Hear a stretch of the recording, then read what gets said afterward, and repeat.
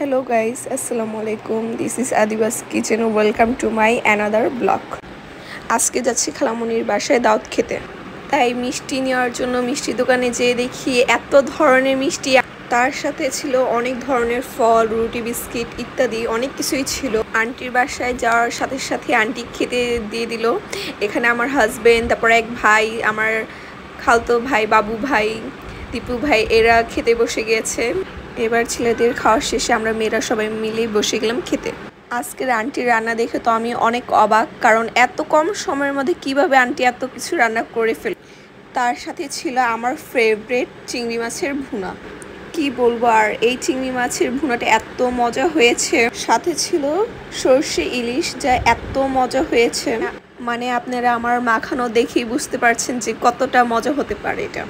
আচ্ছা, আজকের মেনুটা আমি বলে দিই। আজকে ছিল হচ্ছে চিকেন কোরমা, চিকেন রোস্ট, গরু মাংসের কালা ভুনা আর খাসির রেজালা। খাওয়ার পরে আন্টি দিয়ে দিল দই মিষ্টি। ওই ক্লিপটি আমার ভুলবশত ডিলিট হয়ে গেছে। তার সাথে ছিল বড় ভাবির স্পেশাল চা। তারপর আমরা সব ভাই বোন একসাথে মিলে চা খাচ্ছি। আজকের ভিডিওটি এইটুকুই ছিল। ভিডিওটি ভালো লাগলে লাইক, শেয়ার অ্যান্ড সাবস্ক্রাইব করবেন। আল্লাহ হাফেজ।